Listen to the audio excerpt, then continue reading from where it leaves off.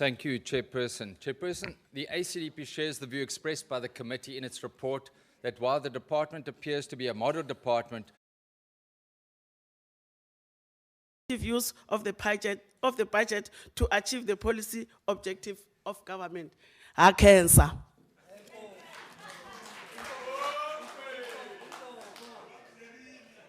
Inkomo ukhensile.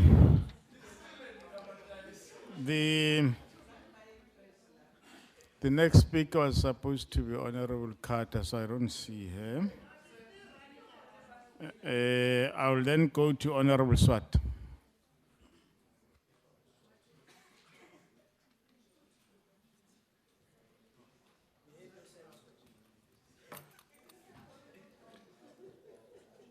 Thank you, Chairperson. Chairperson, the ACDP shares the view expressed by the committee in its report that while the department appears to be a model department with a clean audit and 82% of its performance goals achieved, yet the minerals and mining sector remains in significant disarray.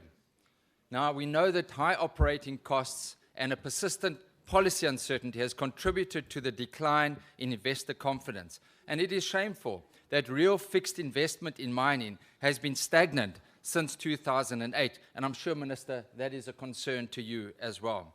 The revival and promotion of the mining sector is undoubtedly crucial if South Africa is to reduce unemployment and address poverty and inequality.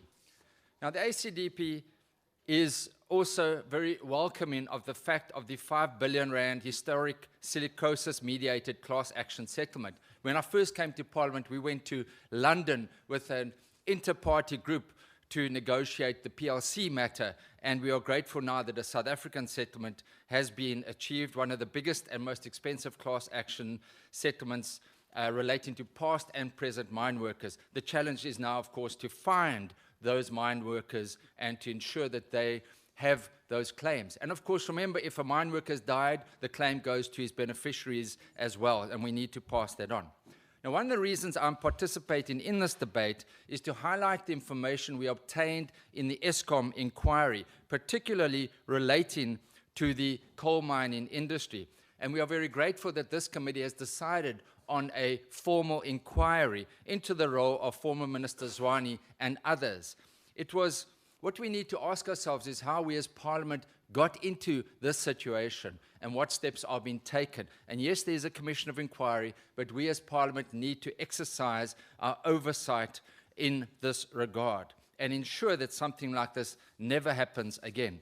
And what was the most shocking to us and other members of that committee was how Eskom and the department treated existing major mining companies, including Exxaro, which has been a pioneering force for BEE in the mining industry. And Minister, I trust that you'd read the statement and evidence, and I trust that the committee members that are engaging in this formal inquiry will also read the evidence.